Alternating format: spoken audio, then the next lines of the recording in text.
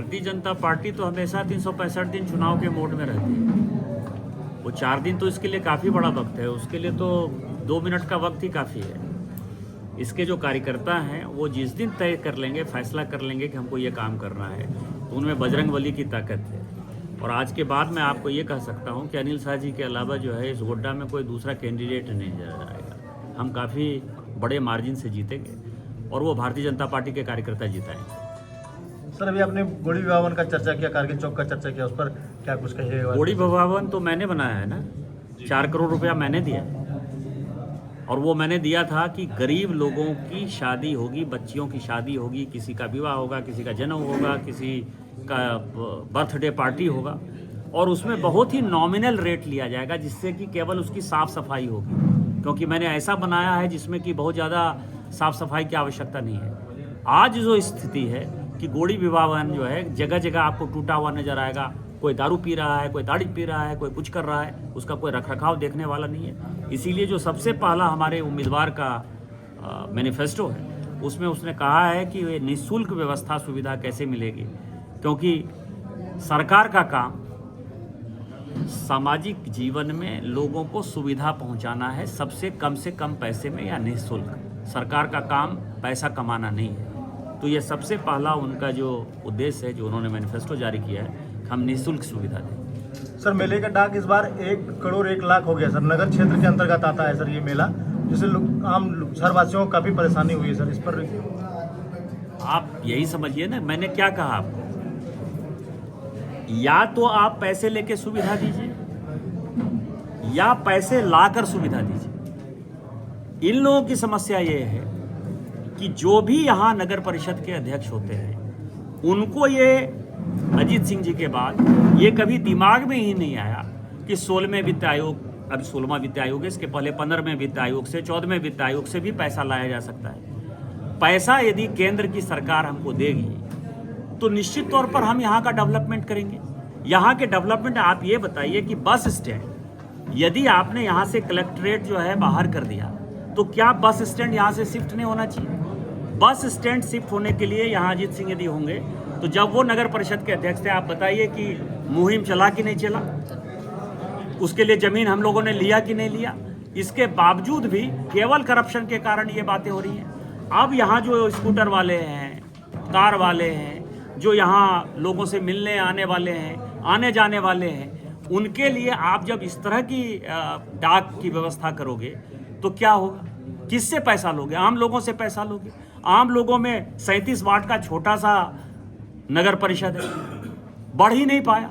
गोड्डा आज तक नहीं बढ़ पाया। उसके पीछे कारण क्या है कि इस तरह के जनप्रतिनिधि होते हैं। ये तब बढ़ेगा जब डबल इंजन की सरकार में, ट्रिपल इंजन की सरकार में भारतीय जनता पार्टी की केंद्र में और यहाँ मेयर होगा, यहाँ नगर परिषद का, नगर पंचायत का अध्यक्ष होगा, तो निश्चित तौर पर जो पैसा रुका पड़ा है केंद्र का, 16वें वित्त आयोग का पैसा यहाँ आएगा और आम जनता को हम सुविधा देंगे। सर, भाजपा ने समर्थन अनिल शाह को दिया है, फिर भी कई कार्यकर्ता जो है वो अन्य जनप्रतिनिधि के साथ में, प्रत्याशी के साथ में घूमते नजर आ रहे हैं। जो भी ऐसा काम कर रहे हैं वो भारतीय जनता पार्टी के साथ जो है गद्दारी कर रहे हैं और सभी गद्दारों को चिन्हित करेंगे और सभी गद्दारों को जो है पार्टी से बाहर का रास्ता, इस बार जो है हम कोई कॉम्प्रोमाइज करने के मूड में नहीं है। सर, चुनाव प्रचार के साथ साथ अपने कार्यकर्ताओं का भी मरम्मत करने का काम किया। अभी जो आपकी मरम्मती हुई, जिस तरह से आपने जोश भी भर दिया एक साथ, इस पर आप क्या कहना चाहते हैं? हमने कार्यकर्ता को बताया कि बहुत ज़्यादा जो है न सुख में सुख ही होने की आवश्यकता है, न दुख में दुख होने की आवश्यकता है। आप ऐसे सक्षम आदमी हो, मैंने अपना ही उदाहरण दिया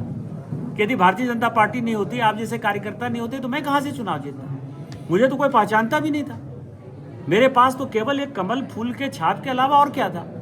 अनिल शाह जी तो यहाँ स्थानीय है, पार्टी में काम किए हैं, रोज दिन रात आपके बीच में लगे हुए रहते हैं, आपके कैंडिडेट हैं। भारतीय जनता पार्टी के प्रदेश नेतृत्व ने यदि समर्थन दिया है तो आपको पता है कि निर्विरोध एक ही नाम जो है सारे कार्यकर्ताओं ने अनिल शाह जी का दिया। और अनिल शाह जी चुनाव लड़े हैं, उसके पहले मैं आपको बताऊं कि पहला मेरे दिमाग में ये बातें घुसाने वाली ममता मंडल है। वो हमसे मिली थी दिल्ली में, उन्होंने कहा कि सब जो है नारायण मंडल की बात कर रहा है, लेकिन मुझे लगता है कि अरुण शाह जी की पत्नी यदि खड़ा हो तो वो सबसे बढ़िया है, क्योंकि अरुण भाई साहब को जीवन में कुछ नहीं मिला। यदि उनके मन में वो था तो उनकी पत्नी ने मना कर दिया, तो अनिल शाह जी चुनाव लड़ रहे। उनके बेटे जो है वो सक्षम नहीं थे। और जहाँ तक सवाल है सभी का अनिल शाह जी, मैंने आपको कहा कि चूंकि अरुण शाह जी बड़े वटवृक्ष थे, तो इसलिए अनिल जी ने जितना काम किया पार्टी में वो छुपा रह गया, क्योंकि ये भाई के पीछे पीछे चलते थे। सर एक सेकंड, जिस तरह से राजनीतिक पार्टियां समर्थन दे रही हैं, आपको नहीं लगता कि झारखंड में दलगत आधार पर चुनाव होने चाहिए? हम तो वही डिमांड कर रहे थे ना, हमने तो यही धरना प्रदर्शन दिया। भारतीय जनता पार्टी ने जिलाध्यक्ष के नेतृत्व में जो है हम लोगों ने यही तो सब जगह धरना दिया। लेकिन झारखंड मुक्ति मोर्चा को पता है कि 1 साल में पूरा राज्य उनके क्रियाकलापों से ऊब चुका है।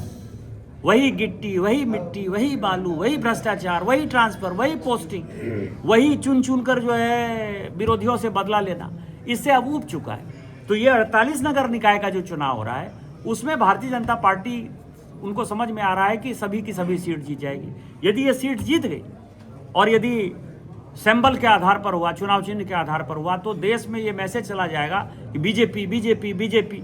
तो उसको दबाने के लिए उन्होंने जो है ये बैलेट का भी काम किया, और बैलेट करके बहुत अच्छा काम किया। मैं आपको बताऊं कि राहुल गांधी जी को जब अभी 9 मार्च को पार्लियामेंट खुलेगा, तो मुझे ये बताने के लिए बहुत होगा कि बैलेट से चुनाव कराना चाहते हो या कांग्रेस के सिंबल पर ही चुनाव कराना चाहते हो।